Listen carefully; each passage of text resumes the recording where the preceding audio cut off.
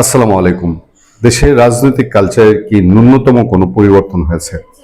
আওয়ামী লীগ সময় আমরা যা দেখতাম, আওয়ামী লীগকে যেই দোষে দোষী করতাম, সেই একই দোষে দোষ্ট কি বিএনপির শাসনামলেও দেখা যাচ্ছে না? আওয়ামী লীগের সময় বিএনপি কোনো নেতা কোনো দলীয় কর্মকাণ্ড করলে অথবা সারা দেশে নিউজ হয়ে যায় এমন কিছু করলে, ওই নেতার বাড়িতে হামলা, ওই নেতার নামে মামলা, ওই নেতাকে জেলে পুরা, অথবা কখনো কখনো শারীরিকভাবে লাঞ্ছিত করা, এগুলো তো বহু আমরা দেখেছি এবং আমরা এসবের প্রতিবাদ করেছি। এবং এখন এসে দেখেন, সাকিব আল হাসান বিশ্বসেরা অলরাউন্ডার, বাংলাদেশের গর্ব, সে তার নিজস্ব চিন্তা ভাবনায় সে একটা রাজনৈতিক দল করতেই পারে। সাকিব আল হাসানকে ব্যক্তিগতভাবে আমরা কখনোই কখনোই পছন্দ করি না। আমাদের না হলেও 10টা কন্টেন্ট আছে। সে যখন বাংলাদেশে আওয়ামী লীগ করে, আওয়ামী লীগের এমপি হওয়ার সময় এমপি নিয়ে তার এর আগের বারের ইচ্ছা, এবং এরপরে তার জোয়ার রাজ্যে অ্যাডভার্টাইজ করা, তারপর তার বন্ধু বান্ধব নিয়ে আড্ডা বা অপচয় করা, মানুষের সাথে লাগামহীন ব্যবহার করা, এগুলো নিয়ে আমরা বহু কথা বলেছি। কিন্তু তিনি যখন রাজনীতি করতে যান, তার ওই রাজনৈতিক স্বাধীনতায় যদি হস্তক্ষেপের ঘটনা ঘটে, তাহলে সেটা কেমন হয়? সাকিব আল হাসান শেখ হাসিনার প্রেস কনফারেন্সে ছিলেন, এটা তার নিজের রাজনৈতিক সিদ্ধান্ত।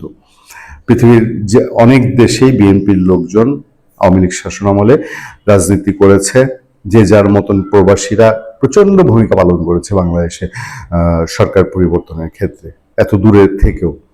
সেইভাবে সাকিব আল হাসান তিনি শেখ হাসিনার সংবাদ সম্মেলনে উপস্থিত হলেন। এরপরে তিনি রয়টার্সকে একটা ইন্টারভিউ দিলেন, যে ইন্টারভিউ একেবারে যারাই পড়েছে তারাই মুগ্ধ হয়েছে যে এই সাকিব আর আগের সাকিব না।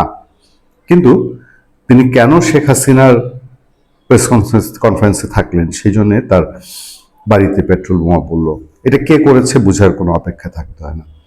এরপর এই যে নওফেল, আপনার সাবেক শিক্ষা প্রতিমন্ত্রী মহিবুল হাসান চৌধুরী নওফেল, সে তো ওপেনলি দীর্ঘদিন ধরেই অনলাইনে আওয়ামী লীগের অ্যাক্টিভিটিস চালাচ্ছে।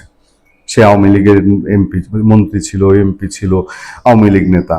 সে নওফেল উপস্থিত ছিল। এবার নওফেলের বাড়িতে একই ঘটনা ঘটেছে। চট্টগ্রামে সাবেক শিক্ষামন্ত্রী নওফেলের বাসায় হামলা ও অগ্নিসংযোগ।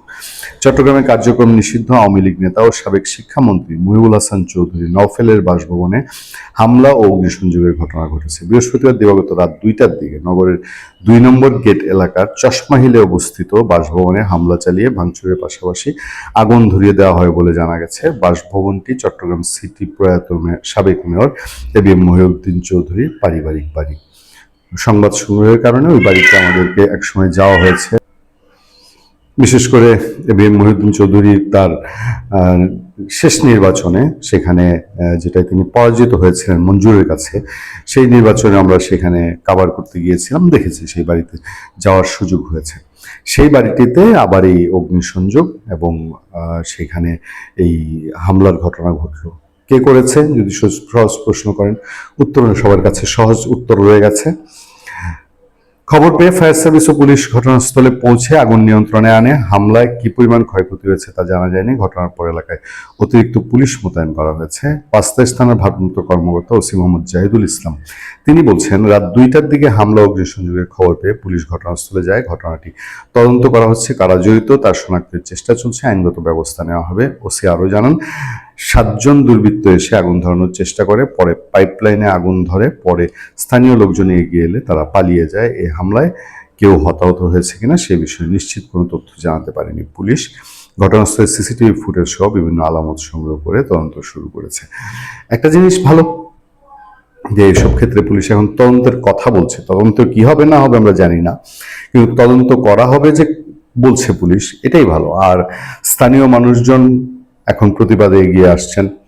এই ধরনের মব, এই ধরনের আক্রমণ বাংলাদেশের মানুষ, সাধারণ মানুষ এটা পছন্দ করে না।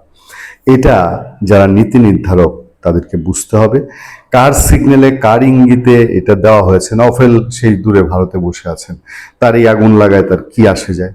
তাদের বাড়ি ঘরের মায়া ত্যাগ করে দিয়েই গেছেন এখান থেকে, তাই না? ভালো থাকবেন, সুস্থ থাকবেন। আপনার সাথে আমি আতিক রহমান, পূর্ণিয়া।